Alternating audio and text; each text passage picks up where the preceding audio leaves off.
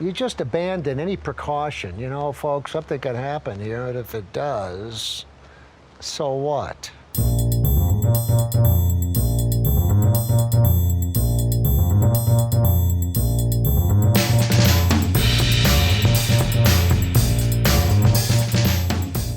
Hi, friends. Welcome to Nathan for Us, a Nathan Fielder fan podcast. My name is Kelly. And hi, I'm Megan. And today we are covering the Rehearsal Season 2, Episode 2. This one is called Star Potential. And what a turn we've taken from the first episode of this season.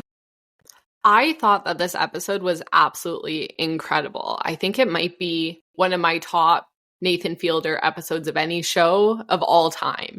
I thought that, I mean, we can dive into specifics, but just to start off with, fantastic. Yeah, I feel like this really hit a lot of the things that we love to see in a Nathan Fielder show. Like, the cast of supporting characters was extremely strong. You've got your heroes, you've maybe got a villain, you've got, you know, a funny premise, and then a side quest. So I think this really just kind of made sure that Nathan was hitting his stride with this second episode of the season here. One of my favorite kinds of Nathan Fielder characters are when you find someone who actually pushes back. And we also have a really special character this episode in our Nazi Paramount Plus executive who actually does a lot of give and take with Nathan, which was really exciting to see. Yeah, and I feel like that whole scenario that Nathan put together, that rehearsal that he did, had some additional things that were like maybe even deeper than what we saw on screen with the person who was playing that Paramount Plus exec. So we'll have to get into that when we get to that section. I think we're going to start a little silly, and then we'll get into the Paramount Plus segment, but what a jam-packed episode. I feel like when I was taking notes and reviewing everything, there was just so much to comment on and so much content. I'm really excited. And somehow it starts back at Nathan's Canadian roots, which as two Canadians, I love to see. Yeah, as someone who watched this the day of the Canadian election, like this really was the perfect kind of thing to distract from what was going on. The most patriotic episode. Yes, exactly. Yeah, so Nathan kind of opens up explaining to a group of the co-pilots that they're going to be judging this singing competition. Yes, this is a throwback to Nathan's beginning stages of getting into TV production. He was working on Canadian Idol, and he noticed that there was a cutoff.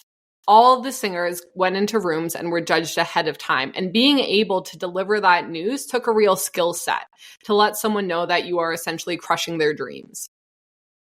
Yeah, I mean, I think that this whole premise for a rehearsal is a really good one. I think that giving people bad news or giving someone a rejection is an incredibly hard skill to master. So he really did do these co-pilots a favor by having them judge these random LA singers.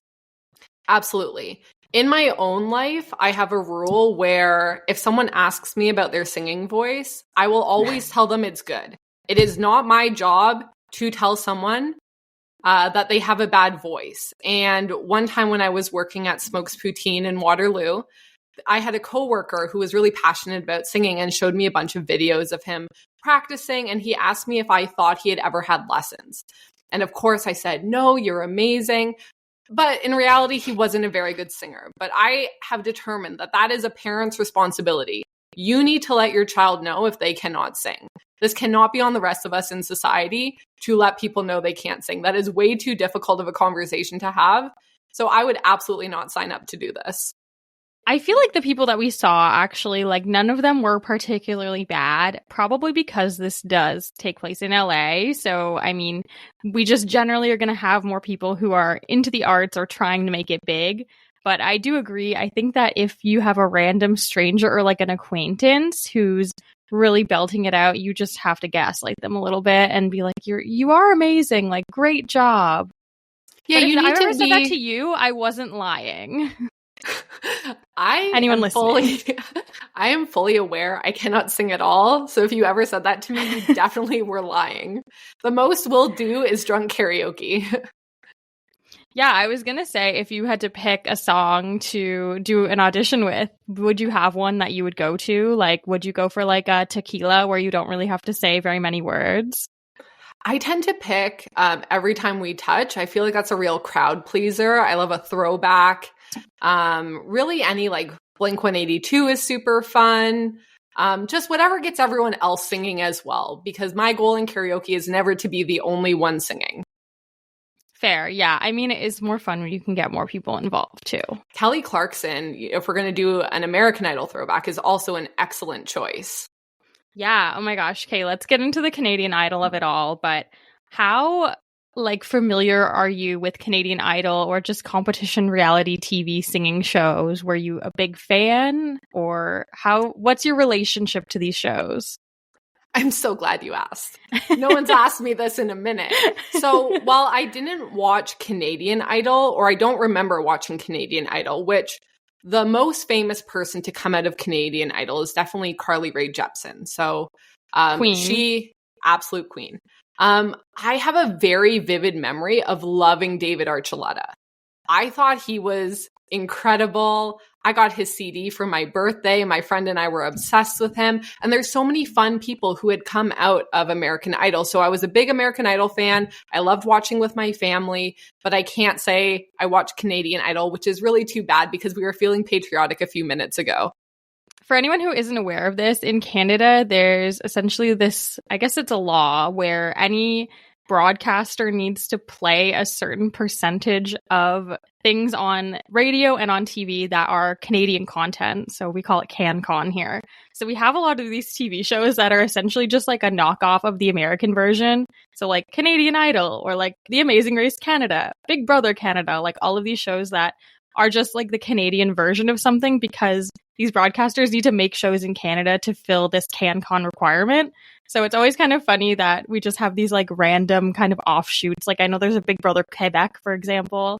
But Canadian Idol, iconic. As discussed, Carly Rae Jepsen is amazing. I love her so much. She is currently working on the 10 Things I Hate About You musical. So that is going to be absolutely killer.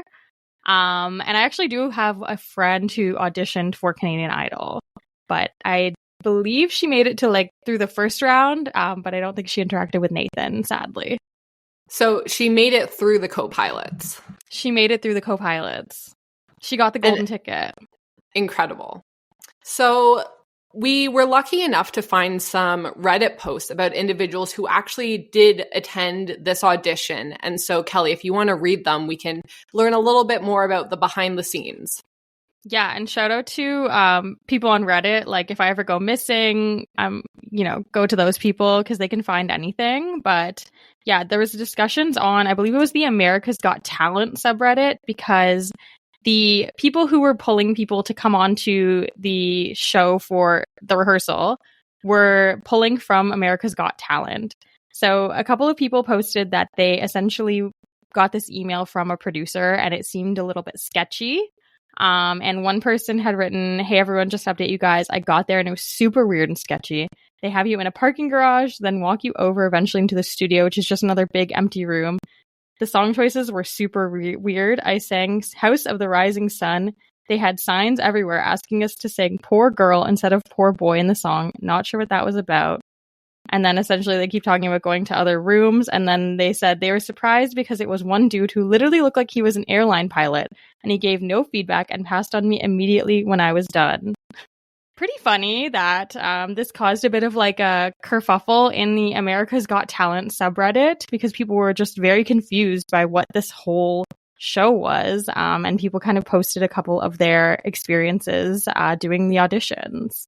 And lots of shows are filmed in warehouses in remote locations. So for people who had attended an America's Got Talent audition and had probably put themselves in this situation before, it must have been a particularly sketchy warehouse because that's the location all of these shows are filmed in. Yeah, for sure. And it sounds like people were like, oh, this seemed very like amateurish, but like it was also HBO. So they were just like a little bit confused, which fair, like imagine you go to this thing and it's just one guy dressed as an airline pilot. I would be confused too. Yeah. But what is reassuring to know is that all of the co-pilots who are judging these singers, none of them have died in a plane crash. So here we also learn what the prize is for the show. And when Nathan is telling this to two contestants, they seem to think that the prize is really sick. I'm interested to hear if you think the prize is sick. Yeah, I think that these two lovely individuals were maybe trained in the Fielder method. They were definitely just trying to get some airtime and didn't want to be shown being like, what the fuck are you talking about? Because this prize is just insane. Like, they will be able to sing a song of the show's choice on national TV with a full backing band at a partial recreation of the Houston airport. And these two women are like, that's amazing. This is a classic you are on camera syndrome.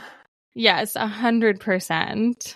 The national TV part is pretty cool. And I guess if they had known it was on the rehearsal, that would be incredible. Although I don't know if we'll see in the future this progress and actually find a winner. I feel like we will definitely see someone who's crowned the winner at least performing in the airport. Like, even if we don't necessarily follow this whole storyline, we're definitely seeing someone sing a song in the airport. That would be lovely. So in this segment, we also get a lot of Nathan selfies in bed, selfies at Canadian Idol. So this really made me feel as if I'm looking at a cringy Facebook memory that popped up that I was not anticipating and needed to be deleted years and years ago. But what a treat to see Nathan have all these fun photos saved. Yeah, I mean, he must have gone pretty far back in the archives to pull these out. I thought they were like a little bit charming. It just brought me back to like, you know, early kind of digital camera days when you would like bring your camera out with your friends and take like 300 photos and have to divide them into multiple Facebook albums. And like, we were just so cringe, but we were so carefree. And sometimes I do miss the ability to be like that. What a time to be alive. I didn't post a lot of photos, but my God, some of my statuses, I just regularly delete them when they come up in a memory. I'm like, oh, we don't need that today. No, I'm like, keep those in the historical record. Like, if I run for whatever Congress someday, I want someone digging that up and being like, wow, I can't believe she posted a lyric from Death Cab for Cutie at 2 a.m. on a Tuesday night. She was in her feels. This woman is relatable. She's our everyman. She was 13 and pining after a boy. So I wanted to discuss Nathan's decision to focus on the co-pilots instead of the pilots. In the last episode, we had decided that the pilots should be bullied by tweens. Nathan apparently didn't decide to go that route, but it feels like victim blaming to me to focus on the co-pilots and say that they need to be able to speak up more rather than dealing with the pilots who, in all of the situations he had shown, were the ones who actually crashed the plane.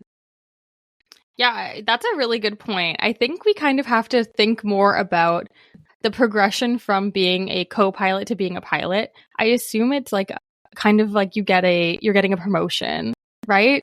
So I feel like you are a co-pilot and then probably you become a pilot at some point if you want to be promoted. So maybe that's part of what makes it challenging is like once you get that confidence, then it's like, well, now you're getting a promotion to pilot if you're so good at speaking up. Yeah. So I also wanted to check. We have chosen Canadian Idol. This is the platform and the reality show we are throwing back to. It makes sense because Nathan actually used to work on that show. But if we were to take the pilots and put them on a reality show to help them be more empathetic, maybe humble them a little, is there a show you would have put them on?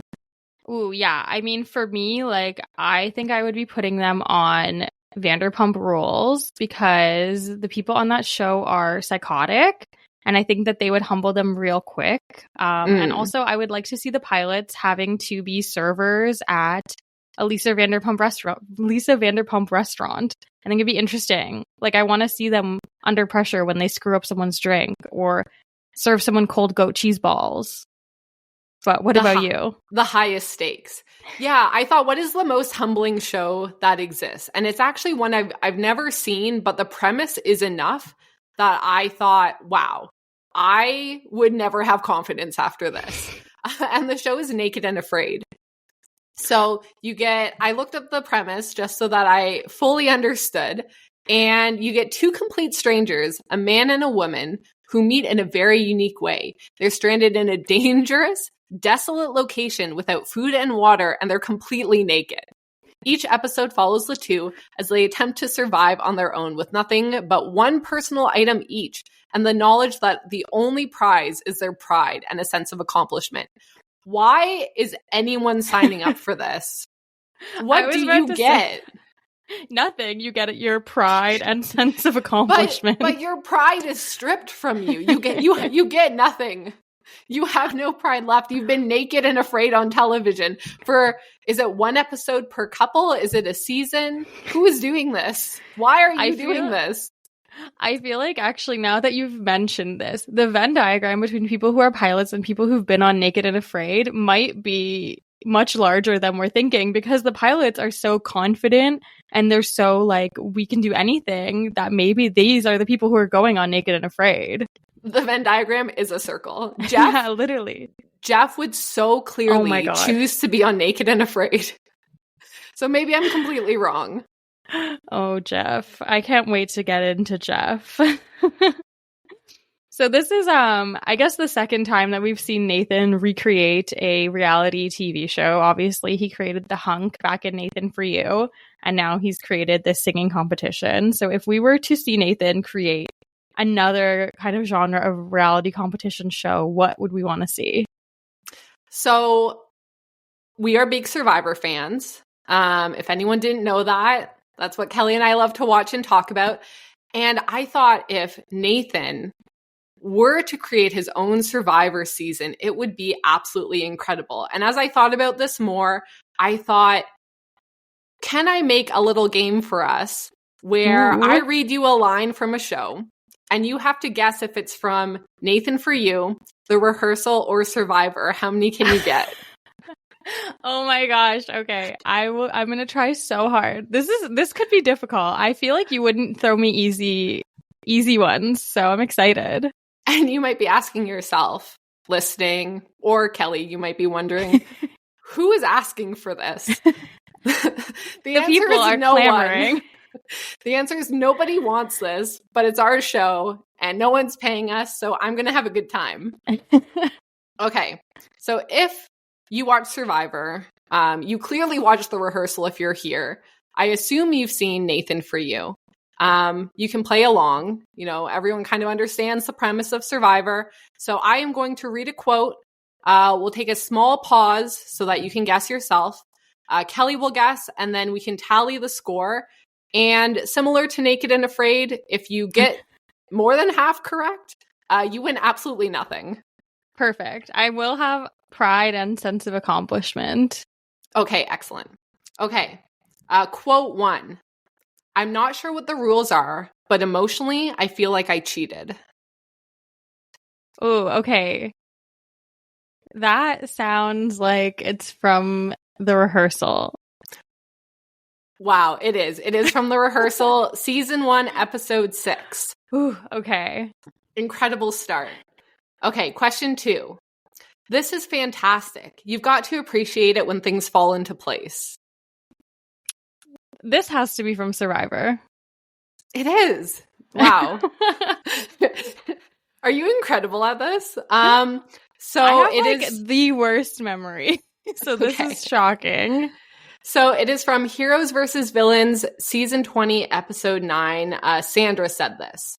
Okay, I recently rewatched Heroes versus Villains and did like a whole podcast about it. Recently, it was a couple years ago, but I like very, very closely watched the season, so that might be why. Okay, not recent at all, but we'll continue. Excellent memory. Okay, question number 3. Sometimes to win, you have to stop playing the game everyone else is playing.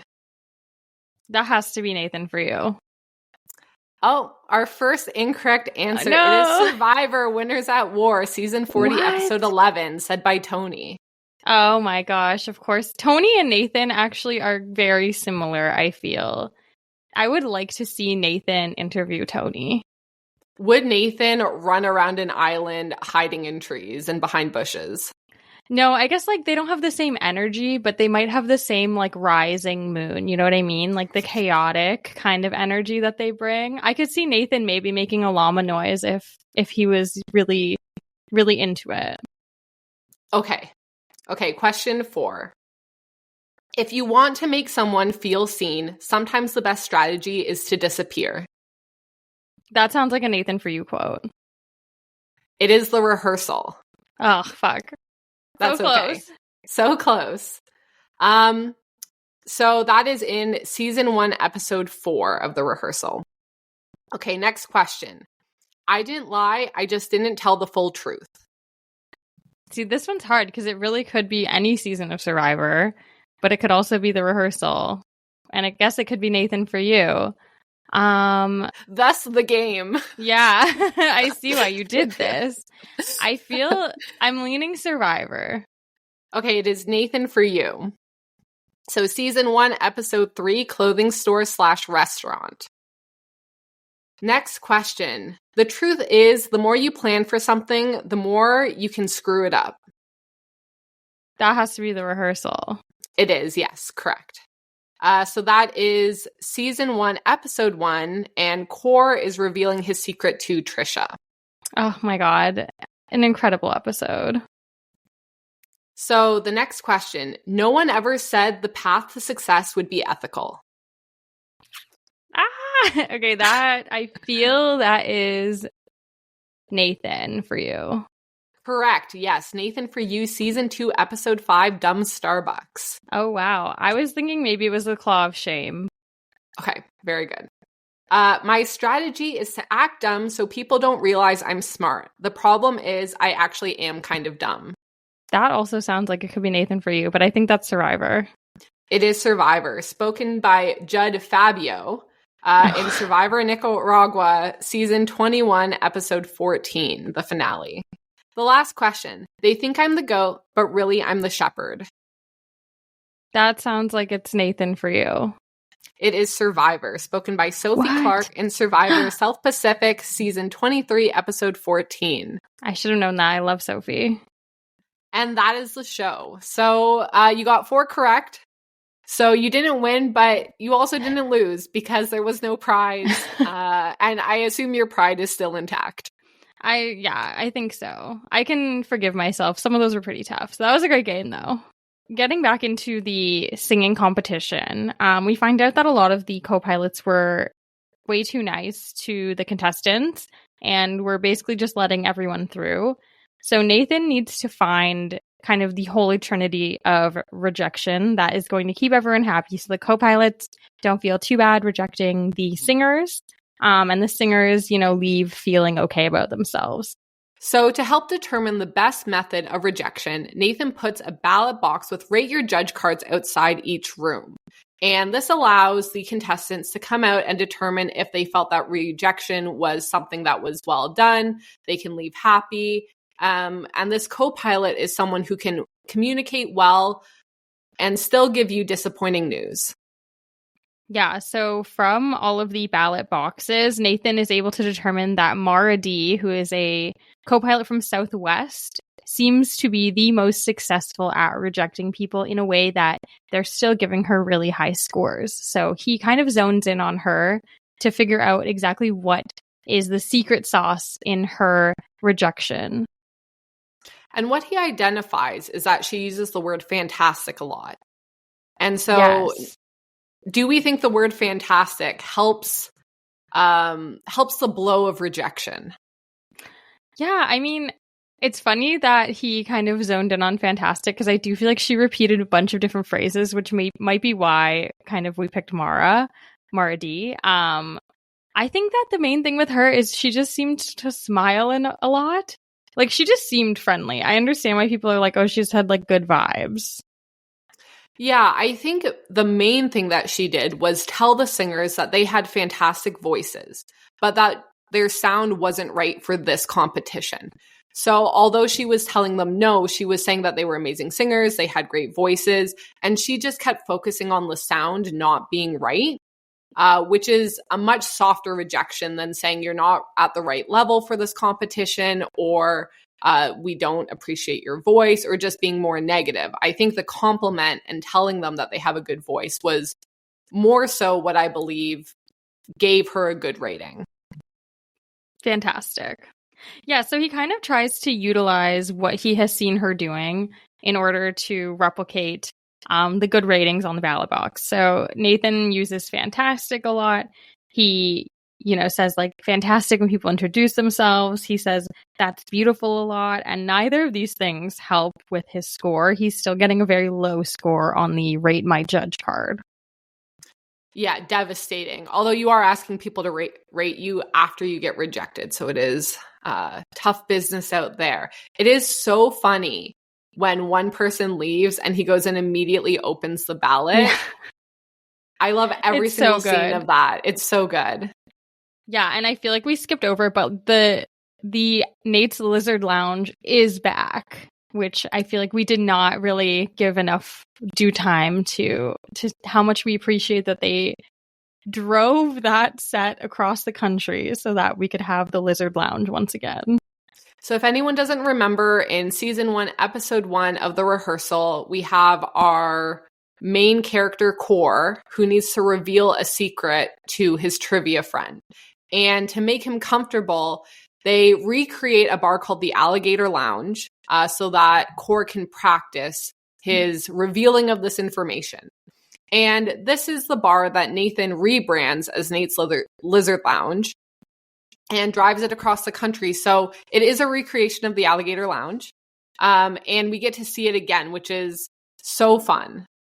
Yeah, I just was so happy that it was back. I kind of assumed it would be when we saw HBO posting on their Instagram that they were doing watch parties at the actual Alligator Lounge in Brooklyn. I kind of figured like, okay, we must be getting more Nate's Lizard Lounge. Yeah, and they had Core doing trivia. The event looked fantastic. I'm very jealous. Yeah, that's beautiful. So what do we think about Nathan chasing down the one singer that gave him a 4? Iconic. So funny. So funny. So Nathan rejects a singer and goes out to check the ballot box and immediately sees that he has a very low score. He decides to get the producers to call this contestant back, goes and meets him in a parking garage to ask why he was given such a low rating. We see that the singer tells him that it's probably more of his aura. Nathan shows the singer videos of Mara D giving very similar feedback and using the same language as him, but he's not getting the same results. So it's determined that Nathan just has bad vibes. Yeah, something's off. So he goes to actually talk to Mara D, and she kind of like tells him that she's dealt with a lot of people who like say inappropriate things to her, and kind of that's how she ends up being so good at kind of rejecting people and just generally keeping like that positive, good energy, even when, she's delivering bad news. Yeah. So they are chatting about in Nate's Lizard Lounge. And this is when we are introduced to a very specific character, Jeff. What is your first impression of Jeff? Like, of course, this guy's name was Jeff, first of all.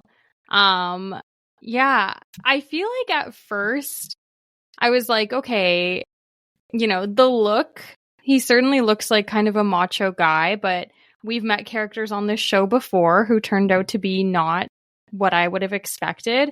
But it turns out Jeff is actually exactly as I would have expected him to be. We learn a few things fairly quickly. The fact that he is banned from all dating apps definitely sticks out to me as a fun fact. And he's not sure why he's banned, which I think is the most interesting thing. Zero self-awareness. And he starts to explain why you might get banned from a dating app. And this man seems to have no clue why. I'm sure that in the coming weeks, we will have many women come forward with screenshots of their conversation on any of these dating apps. So Jeff has a YouTube channel. And there's no easy way to bring this up. Jeff has a YouTube channel. We are so sorry to everyone. But don't worry. I spent some of this afternoon watching every single video on his YouTube channel, so you don't have to. And you're welcome. This is the most generous thing I have ever done. Don't say that Megan's never gotten us anything, because she really is doing the Lord's work by watching these videos. Also, I just want to say, like, this man put this stuff out here on the public sphere on YouTube. His stuff is not locked down at all. This is like a fully public YouTube channel. So like I do not feel bad poking fun at this guy who went on TV. Yeah. So what you can find on Jeff's page is a few gold little nuggets. And then there's also a lot of drone shots when he's on vacation. But on January 21st, 2024, he puts out a YouTube short requesting feedback from his previous relationships and dates. So he has made a Google form that he wants women, whether it was one night, a long-term relationship, which he defines as up to 1 year. He has created a form to get feedback from women, and we can go through that form. And yes, I think we should.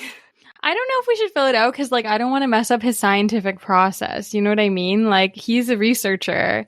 He's got his little lab coat on. Like, I don't want to fudge his, very important scientific method.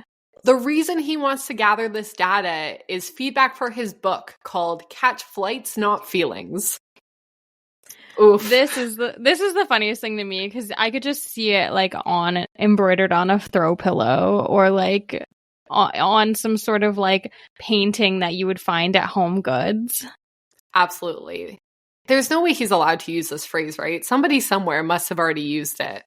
I don't know if it's a book. Like it really depends, I think, on if he's like planning. I assume he's going to self-publish this and he doesn't have like a publishing deal, but I don't know. Maybe Jeff's an amazing writer. But I guess we'll have to find out. You said it was in January. Do we have a release date? Let's check. Should we have a book club? We did have a book club for the movement. I don't know if this is at the same caliber, but we will be investigating. Yes, and unfortunately, that guy turned out to be not so great as well. So, not to be confused with ghostwriter Austin Bowers, who is a fantastic human being. Yes, we love Austin Bowers, but the actual guy on the picture of the movement was not cool. So we do have an update. We have been able to locate the release date of the memoir. So on Captain Jeff's Instagram page, he is announcing that his memoir, Catch Flights Not Feelings, is coming out this fall. The cover is Catch Flights Not Feelings, of course, in bold. There's a plane going over a line of women waving at the plane.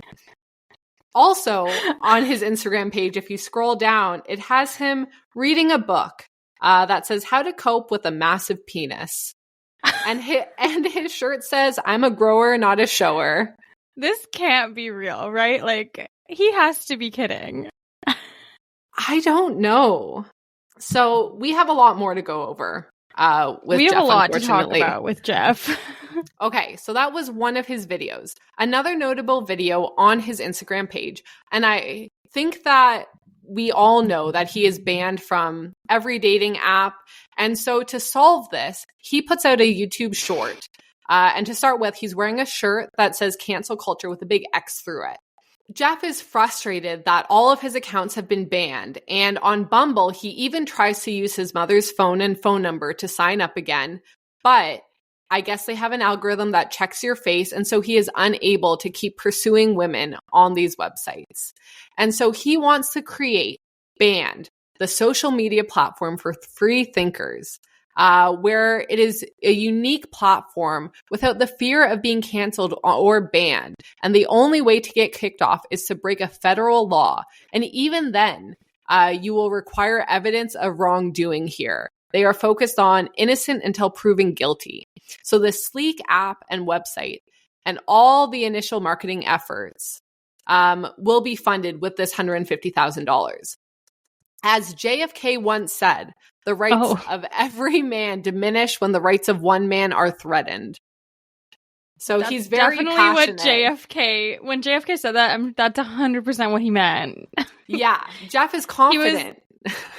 He's like, my brother Jeff can't go on Tinder anymore. Like, oh my God. The audacity Megan, I wish I had like 1 ounce of this man's audacity, to be perfectly honest. Like, I bet I'd be getting promotions like up the ass if I could be just like 1 centimeter grower, not a shower, as bold as Jeff is, just putting all of this out here on the internet like he is. Cause like, woof. Speaking of Jeff's confidence, he has a 6-minute stand-up video that I watched. Great. And although very few jokes are made, here are some highlights. So, and again, you're not going to really hear jokes, more of statements that I assume he thinks are funny. So his ex-girlfriend is in the crowd. They still live together. He says, only a few more months of that, then I can start bringing girls over again. Is that a joke? I don't know, but he said it in front of an audience. He makes a terrible airport bathroom joke, and it's not funny, but he is getting a few sympathy laughs. During COVID, he actually had COVID and was messaging women trying to have sex with them. And he matched with a girl on Tinder, and he said, COVID isn't an STD if you wear a mask. I guess that's supposed to be a punchline. So the crowd gets a little quieter at this time. Kind of like how I am right now. Yeah. He then goes on to talk about how bringing a girl home while he's still living with his ex isn't awkward. She is still in the audience, by the way. And she's actually the one recording this video because they only dated. Come on. Girl, please. I'm going to hold your hand when I say this. Oh my gosh. So she's recording, and they've only dated for a few months, but they were friends for years, so it's fine. And he said that it ended because she was selfish and wanted monogamy. Again, is this a joke? He then has a bit about being mad at waitresses who work for tips because they're always trying to upsell his date's food. So he went out with someone and she ordered a salad, and the waitress kept trying to upsell her to get salmon with the salad, which she was interested in. But he was saying that the waitress asked his date if he wanted to add salmon to her salad. Her evil plan to increase the bill and her tip backfired because he wouldn't stand for it. Is this funny? Then he asked Angie in the audience if there was anything else he was supposed to talk about. Angie is his ex-girlfriend. And she calls out that he should do the bit about the short dick man. But he says, oh, no, it's not that funny. So at least he has some self-awareness. Oh, my God. To conclude his stand-up set, he said, did you hear Viagra can help with COVID? Yeah, true story. I'm going to go down to Mexico to get some. Okay, that's all the time I got. Wow. I am laughing. Yeah, I'm not sure. Number one, I'm not sure that I'm the intended audience for this type of comedy. Number two, I'm not sure if there is any comedy in much of what he said. Like, as Nathan said to the little girl, kind of at the end of the episode, like, kudos to Jeff. He showed up. He performed, if you can call it that, at the stand-up show. So, like, that does take a lot of guts. But, woof. Oh my goodness. Kelly, would you like to open the Google form that he asked his ex-girlfriends and one-night stands to fill out? I am pretty curious about what he is asking for, so I will pull it up. I suspect we will never have this man as a guest. No? Should we say, Jeff, stop listening? Jeff, earmuffs, baby. Yeah. I'm looking at the form. I will say, so I didn't look through this when Megan sent it to me earlier because I wanted to be surprised. It starts off pretty innocuous. Email. How did you meet? What was it about Jeff that you liked? How long did you date? But then it kind of moves into a different direction. So we get to a scale of 1 to 10 question, and it's how respected did you feel while in a relationship with Jeff? That's 1 good being to ask. completely disrespected, highly respected. Oh my, he asks how often did Jeff make you orgasm? And it's never 25%, 50%, 75%, or 100% of the time. Do you think Jeff is funny? I mean, I know how I would answer the question, but we've just heard his stand-up set. yeah. How offended were you by Jeff's jokes and comment on a scale of 1 to 10? Do you think Jeff was cheap in the relationship? Do you feel Jeff has mental or maturity issues? This one does feel a lot more specific. Like, this one feels like he added it after. Like, he must have gotten some kind of comment, and he was like, well, I need to make sure, because I know I don't have this. There does seem to be some self-awareness when he's asking these questions. So perhaps there's growth. We'll have to check it out and catch Flights Not Feelings. Yeah. Maybe he should be on our podcast, because maybe he needs to sell some books. Publish the results of the Google Forms. You coward. Yeah, show us the survey. I need to know how many people answered. I need to know your confidence interval. We need to run some regression analysis on here. Jeff, send it my way. I'll help you. The girlfriend at the comedy show for sure filled this out, and I bet that's the only one. I feel like coming from a different person, it could be almost charming to send this survey, but just knowing what we know about Jeff from the online presence, from his appearance on this show and kind of how he acted, from me jumping on his Wikipedia quickly and finding out that he was on a show called Bikini Barbers, where it was basically women in bikinis giving haircuts. It's just there's a lot going on there. He also has some surveys on his Instagram page. So he had posted, after selling my Tesla recently, I'm thinking about getting another exotic car. Exotic? Is a Tesla an exotic car? Which one would the ladies find more attractive for a man to drive? A Porsche, an Aston Martin, or a Range Rover? Is there one car that would stand out to you personally? My bigger question is I don't think pilots make that much money. Well, the results are in, and the answer is Aston Martin. Wow. He thinks he's James Bond, I guess. I just feel is he still living with the girlfriend, maybe? Oh, he's saving so much money because he's cheap on the dates? In another survey on his Instagram page, he says to my guy followers, how many of you would consider yourself a grower like myself or a shower? The results are in. 78% of his male followers are in fact growers. See, Jeff's a researcher. Another survey. Oh my god. This is going to be our whole episode. This man took grade 12 statistics one time, and he was like, this is my passion now. Anyone else think it's wrong these sugar babies get thousands of dollars tax-free gifts from their SDs? Should sugar babies pay tax on their income? Enact the sugar baby tax. Or sugar babies should be tax exempt. Luckily, his followers, 67% of them, say that we should not tax the sugar babies. He seems to be really concerned with something that I'm sure is a very small proportion of the population. I could go on, but we'll literally be here for hours talking about this. There's so many more. How many followers does he have? He has a lot of followers. He has 146,000 followers. Wow. I'm shocked. Do we think he paid for them? How did this happen? I don't know. Maybe we should let him come on the podcast. Tax the sugar babies.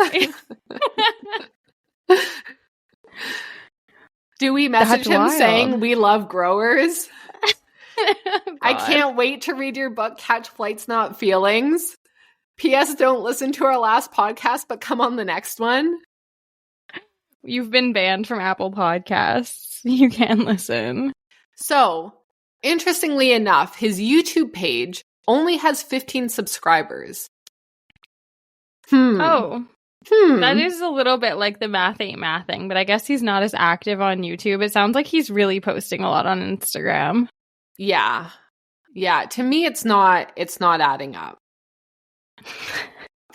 Are you accusing Jeff of lying and buying followers? I would say I am. I would say I am. Jeff, I would never do such a thing. Send me your book. I'll give it rave reviews. I would read it. The book club of 2. I'm sure we could get like a couple listeners in on it too. Again, we could talk about this for hours and hours and hours and hours, and somehow we still have more Jeff to discuss on the episode, so we really should continue. Yeah, this guy's online footprint is just like bananas, but alas, we must move on. So obviously Jeff has been introduced, and Nathan sees that Mara D has been talking to Jeff a little bit at Nate's Lizard Lounge. So he naturally decides that this would be a good pairing to do another one of the simulations so that he can try and really hone in on Mara D's special skill and how she's able to deal with these pilots and, you know, talk to them in a way that they will listen to her. So the conversation in the cockpit when they're in the flight simulation definitely takes a bit of an odd turn. But Mara D does navigate this like a pro. Yeah, she's definitely stronger than the rest of us, I would say. And for Jeff to bring this up when he knows he's in a fake plane being filmed for a TV show shows the lack of awareness he has. And I think makes it very obvious why he doesn't understand why he was banned from dating apps. Yeah, he definitely asks some interesting questions, like if she's celibate and all about her dating life. And he just really tries to get in it with her. And Mara D, to her credit, is very good at shutting him down. Now, that being said, he does offer to set her up with his dad, which means that he must like her to some degree. Or he doesn't like his dad. It's hard to say. No, Mara D is so lovable. He's like, I know, I love Mara D. I'd love you to be my stepmom and get banged by my dad. Yeah. It's honestly, like, on the show, I will say I found Jeff to be not the, like, pretty unsavory, but I was like, you know, it's like fine, like I don't hate him or anything. But looking into him more, I'm like, wow, this guy is I'm just really not a fan, I guess I'll say. As an observer, I love. This is hilarious. If I had to live with this man, speak with this man, be related to this man, oof. Yeah. A travesty. Yeah. Yeah, Mara D a saint for putting up with this in the simulation. So we kind of see this simulation going on, and Nathan kind of like talks about the fact that this whole situation with Mara D and Jeff in the simulation is reminding him of a time in his life where he wasn't able to truly express his feelings. And this is when we get into the flashback to Summit Ice and Nathan's creation of this soft shell jacket company that raises money for Holocaust awareness. And he kind of talks about the fact that he's been giving out Summit Ice apparel to some of the pilots and that he's so proud of the brand. But he shows the audience, us, via a rehearsal, that Paramount Plus apparently took down the episode of Nathan For You that talks about Summit Ice because of, quote, sensitivities. Yeah, what an incredible segue. I love the comparison of not being able to speak up and explain and deal with conflict and give someone news into the Summit Ice situation, which I cannot believe they took down that episode. I went and checked and it's still taken down in Canada. Yeah, I was actually shocked as well. And like the fact that this has just been like, I feel like we should have come across this at some point. I don't know how we didn't know that it was taken down. Yeah, but I think Nathan maybe not going public about it, as it would have gotten picked up by multiple papers and perhaps Paramount Plus would have done something about it. Releasing it now on HBO to this huge platform is absolutely incredible. Unfortunately, I don't know if we're going to get another season of The Curse. but it does show how much he was willing to risk to stand up for what he believes in, which is really admirable. And you see that time and time again where Nathan will use these really funny jokes and really interesting segues and set up these comedic situations to deliver a really important message. And this is just so artfully done, and so seamlessly done. It's such a smooth transition. And to have this be the second half of the episode after all that nonsense is pretty iconic. Yeah, and just like the way that he weaves in, we'll get into like the imagery and stuff of like the Paramount Plus offices, but like the way that he weaves in all of this imagery to show, you know, that he felt how he felt Paramount Plus was acting, to make the point that they're showing this on HBO but took these things down on Paramount Plus is so funny. Mm-hmm. So to start understanding what Nathan was going through, he brings back an actor from season 1 of The Rehearsal who actually played Nathan in the Fielder method. And so we get to see this wonderful actor come back.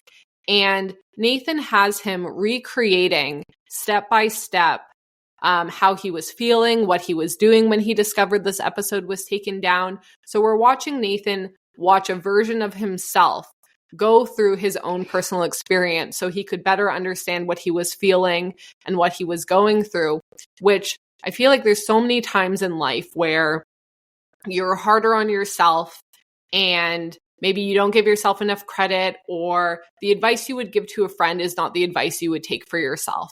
And this is such a unique way to go about understanding your own emotions in a situation, because seeing someone else go through something, the advice you would give feels like a no-brainer. Yeah, and I feel like the one thing that I really thought was interesting with this whole segment was that, like, it's not even really about the fact that the episode got taken down. It's more that Nathan just felt like he didn't stand up for himself, which I thought was a really kind of like meta kind of thing going on, because we have like the rehearsal show going on. We have the Nathan For You show going on. And then we have like Nathan's internal struggle going on as well. And then we have an actor pretending to be Nathan, experiencing those emotions. And Nathan is asking him, how do you feel in this moment? Oh, you're frustrated by this email. Oh, you're in the shower thinking about it. And so that's just a really layered approach to explaining that you're frustrated in a situation. I do have one thing that I picked up on from the original episode with Summit Ice, which is that Nathan calls his windbreaker his signature look, which I feel like now he has a different signature look.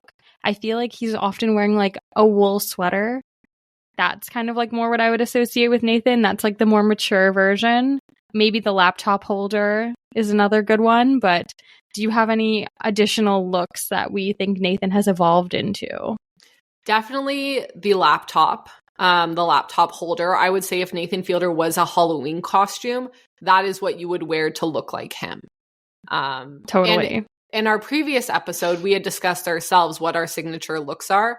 And at the time, I had described a jacket and a hat that I would wear. And I wear it constantly, even 3 years later. And at the time, I seemed very unsure if that was my signature look. And upon listening back to our episode today, I thought, wow, I really cooked myself. That's the only thing I wear today. It's okay. I feel like I said band t-shirts and I'm wearing a shirt from a concert right now. So yeah, we just really know ourselves. We have good self-awareness, unlike some other people. Jeff. So we see Nathan emailing Paramount Plus asking why the episode was removed, and he feels that at the time he felt that he was being very direct with them, but when he looks back on it, he realizes that he was maybe a little bit too nice. He used a lot of exclamation points, all of these things, and he learns the episode was taken down due to, quote, sensitivities around kind of portraying anything to do with anti-Semitism on their platform. And it was specifically in Paramount Plus in Germany. And then we see this map, very World War II, history book map, where it then spreads all across the globe. As Megan said, I believe we can't see it in Canada either. So after the map is shown, Nathan even says, "This is real, by the way," because it does feel crazy. And Nathan jokes so much that you might think, oh, this is a silly bit that he's doing. But for his episode of Nathan For You, where he is blatantly standing up against anti-Semitism, and he has created an incredible charity where I met someone recently who was wearing a Summit Ice jacket. Like, this is a real brand that people buy, that people are donating money to, that is actively helping spread awareness about a very real situation that happened.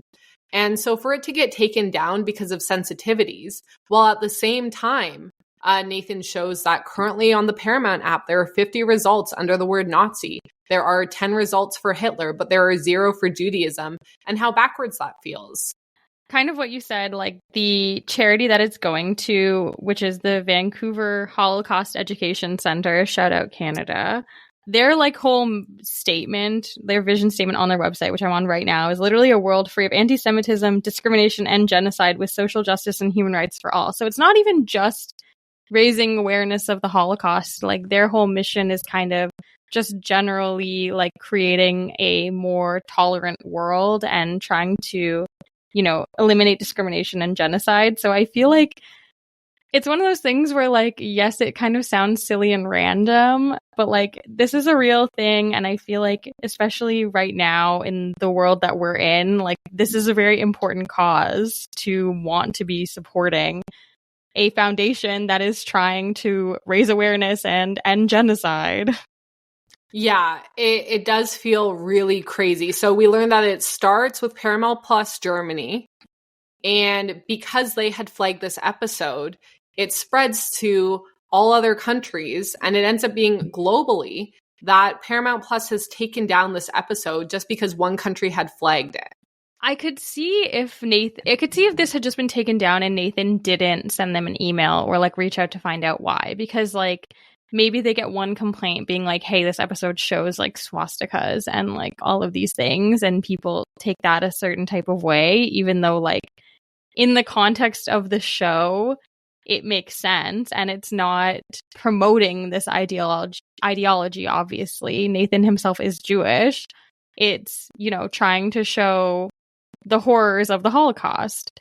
But so if that was the case, I could see more of an argument for them taking it down. But the fact that Nathan reached out and they were just like, oh yeah, it's just down. Like, someone needs to go and rewatch that episode and realize like, oh, this is not what we thought it was. And even after that episode came out 2 days ago, it is still down. So we're going to keep an eye on it. It'll be very interesting to see Paramount Plus's response, because you need to respond to this.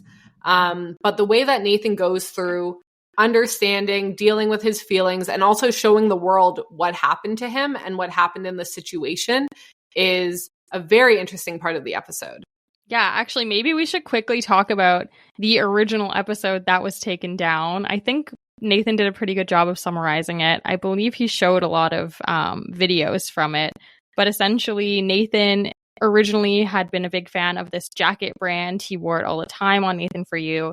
And he found out at some point that the founder of the jacket brand, or someone associated with the jacket brand, put a very famous Holocaust denier in their catalog for this jacket brand. So Nathan immediately was like, I can't support this company anymore. He said that his dad was wearing the brand at like synagogue and like was accosted by people for like wearing it.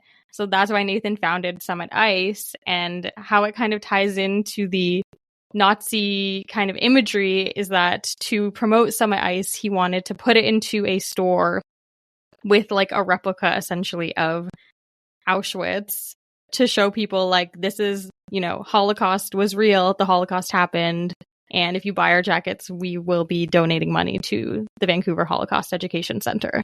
So obviously a little bit extreme for a random sports store. Yes. But that's what Nathan For You is. It's about doing these funny bits and having people go on camera and seeing how far they'll go because they're being filmed. So should we dive into this scene of Nathan deciding, I'm going to rehearse speaking to Paramount Plus Germany executives?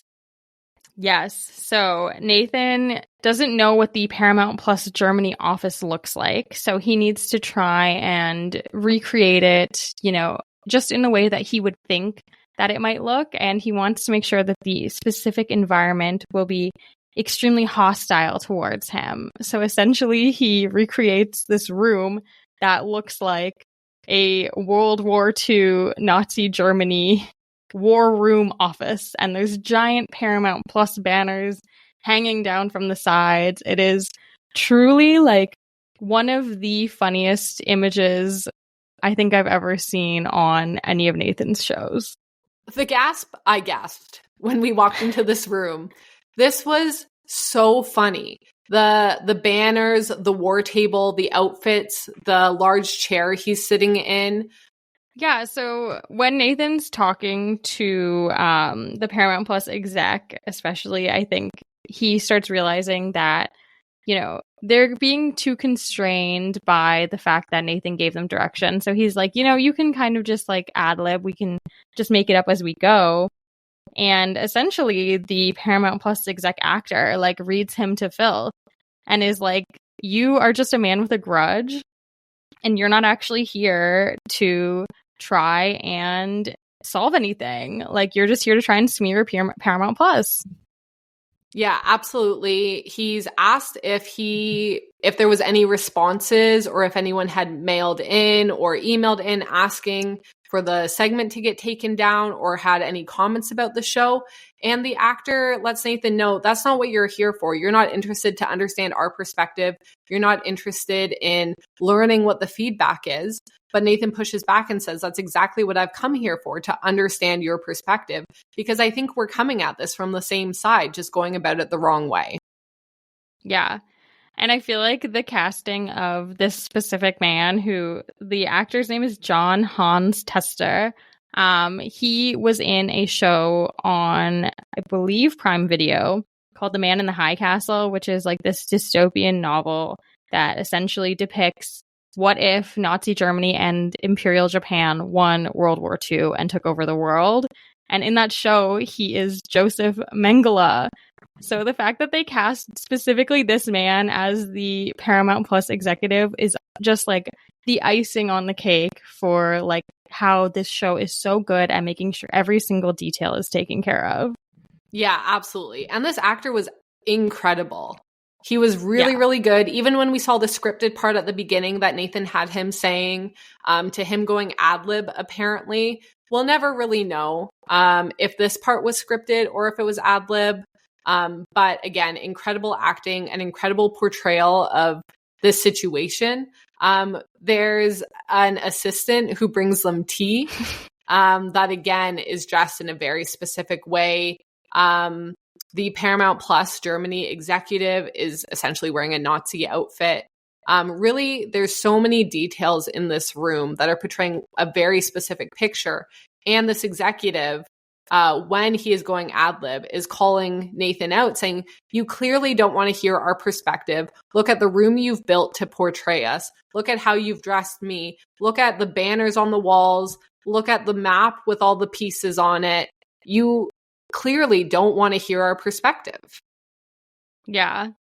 I mean, I think that's the interesting thing about this show is like they do have a point in a way, but at the same time, like obviously what Nathan's saying, I would say I agree with more. Like, in my opinion, it's very clear that the original episode is not promoting this kind of ideology. But I also see the point of Paramount Plus wanting to protect their brand and all of these things and not wanting to put anything out that could be even remotely seen as promoting Nazism. Yeah, absolutely. And I guess we can discuss if there's a difference between, they're not blatantly putting out Nazi propaganda.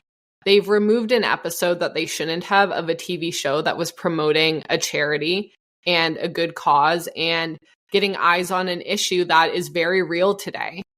So it is interesting to come at it from that perspective in such an extreme way. But also, you've taken down this episode depicting his charity that's so important to him and his parents. That is his proudest achievement on his show that he created. It is extreme to take it down in every country, even after he conveyed and emailed them that he was concerned that it was taken down. And maybe if he had gotten some more people on the phone, if he had sent a more direct email to fully explain why it should be taken down. But really, Paramount Plus should be censoring that and doing a correct assessment themselves.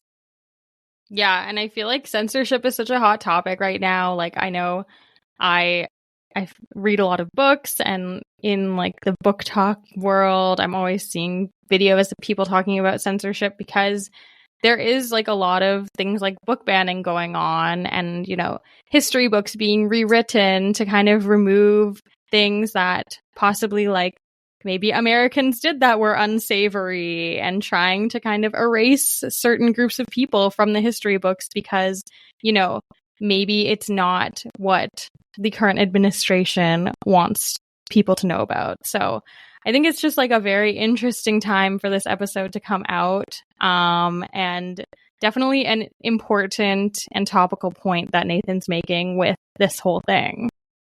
Yeah, absolutely. Nathan's work always strongly focuses on the social dynamic that is created when the cameras are rolling and someone is aware of it. Typically, we see them go to extreme measures not to push back or make waves. And it's always a really special moment in the show when we see a performer push back against that narrative and call Nathan out. We might never know if the German actor, John Tester, was given that speech that he came up with, or if he came up with it himself. But it's an important aspect of his work to leave the audience not knowing what is scripted, what is not scripted, and see what Nathan's point is. So it's really interesting that we have this character who pushes back against him, similar to a Brian Wolf or to Angela. Yeah, I think that like when thinking about Nathan's work, not to get like we're like Nathan Fielder scholars over here, but when we're thinking about Nathan's work, to me, like most of Nathan For You is like a lot more of a comedy series. It's a lot more straightforward. When you explain the premise to people, they're like, oh, that sounds funny. But with The Rehearsal, it's almost more like an art piece to me, where he's just kind of presenting, you know, certain aspects of himself. And I think part of the mystery and part of the fun and intrigue of the show is exactly what you were talking about. Like, what did he script and what didn't he script? Because I think that that is really, you know, where Nathan shines, is blending the character and who he actually is. Like, we just don't even know where one starts and the other begins. One starts and the other ends. You know what the saying I'm trying to say. Yeah. I think we can all agree that we're very pleased that John Tester got out of bed this morning. Yeah. His rent was due. He came in. He acted his ass off. Thank you, John Tester. You rock. So throughout the segment, we jump back to Jeff, who wants to be ethically non-monogamous and to date Latina women. What a subject turn. And Nathan is very impressed that Meredith is still able to keep this conversation going, that she was still willing to engage with him, even though it was clearly uncomfortable. He also mentions that, you know, he wants to download Duolingo so that he can hit on these Latina women. And I would like to propose that the Duolingo owl should ban him from Duolingo. The fewer languages this man speaks, the better. Like, what could he really learn on Duolingo? I feel like they don't even teach you anything like that useful. How's he gonna hit on women being like, where's the bathroom? Yeah, I don't think Duolingo's out here teaching the words Jeff wants to say. No, I don't think so. And I'm wondering, because Meredith asked Jeff if he wants a family, and he says, yeah, if it's with the right woman, but he makes sure to let Meredith know that he would get a nanny and isn't necessarily committed to raising these kids. So I'm wondering if Jeff should be the new Angela, and we can see how he would raise a family. And I think even pairing him with Angela would be very humbling for him. Oh my gosh, I would love to see Jeff and Angela paired up together. That would be a really good TV show. Fingers crossed for the next episode. Yeah, so I think kind of at the end of the episode, we move back to the auditions, and we see Nathan sitting at the table. kind of as he was at the beginning. And this young girl comes in and sings a song playing the guitar. And Nathan, you know, in a very kind-hearted way, rejects her. And he gives her this like very impassioned speech about how she should be so proud of herself for putting herself out there and all of these things.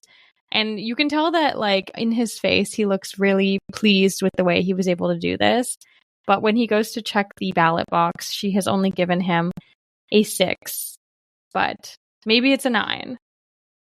It's definitely a 6, but Nathan flipping it over to a 9 was so funny and such a good moment. And, you know, I hope that all the 6s out there are feeling like 9s after this speech. I know I was.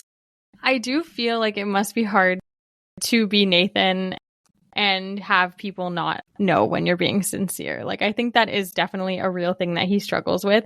But, like, I still couldn't help but wonder during this speech, like, how long did it take him to write this? Like, he's just acting, right? I mean, maybe she had to sit there through a few speeches. Maybe that's why he got a 6.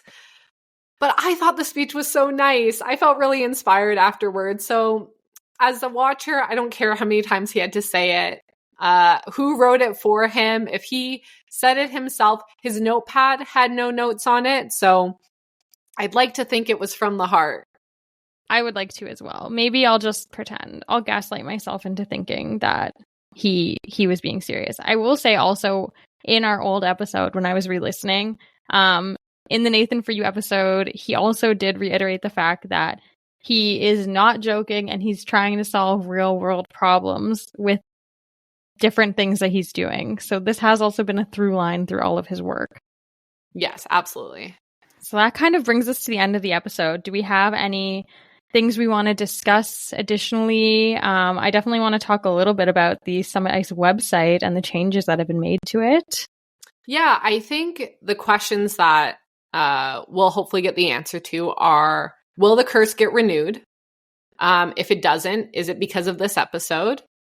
I'm really looking forward to seeing if we're going to get a return of Jeff and Merritt D. I assume we're going to be seeing someone perform at the airport set as well. Yeah, we saw a very brief clip of Moody being one of the judges, but he didn't really come back as a character. Yeah, I think Moody Watch is still on. I think he'll be back. But yeah, as I kind of mentioned, there's been a bunch of updates to the Summit Ice website. So if anyone is looking for some, additional windbreakers or hats or socks, they're selling a bunch of new stuff. And they have changed their tagline from deny nothing to stand for everything. And yeah, you can kind of peruse the site and see what they have to say. But one note that I had was that they have a little section that says the Holocaust, learn more. And it has like a bunch of different facts, but there's a couple of interesting things to me, which is that they have a Wikipedia link to other genocides. So again, like I mentioned with the Vancouver Holocaust Education Center, it seems like Nathan is kind of wanting to talk about the fact that there are many groups being persecuted. There's, many awful things happening around the world, and just trying to, I guess, keep that top of mind in a way without explicitly coming out and saying that. Unfortunately, we didn't get as many articles this week. The only ones that I really saw were talking about how, like, Nathan Fielder slams Paramount Plus with new episode of The Rehearsal. But Yep. I don't think we got any fun interviews or anything. That was definitely what all of the articles were about. It was focused on the second segment, focused on the specific scene where Nathan is comparing the Paramount Plus executives to Nazis. And that was really the focus and the main takeaway from the episode. Yeah, which I feel like, obviously, we're doing a podcast talking about a specific episode, so, like, lump us in here too, I guess. But it's so hard to be able to judge this show based episode by episode, because it's just like, we have no idea where it's going. Yeah, absolutely. But I'm here for the ride. It's going fantastic. I'm so excited for the next episode. And to just see, now that there is a ripple effect, what's actually going to happen with Paramount Plus. Like, we have some really big companies that are coming into play. And I believe Paramount Plus is trying to sell themselves right now. So it'll be interesting to see if it affects the sale. There's lots to keep an eye out for. Yeah, I definitely feel like they need to make some kind of statement at this point. Like, oh, absolutely. The longer they wait, the worse it's going to get. Next week's episode is called Pilot's Code. So we'll see what that's about. If anyone's interested in following us on all of our socials, you can find us at Nathan For Us Pod and at Nathan For Us Podcast on TikTok, that we haven't really been posting, but hopefully we'll be able to get back into that. If you could leave us a 5-star review, that would also be great. We love to see those.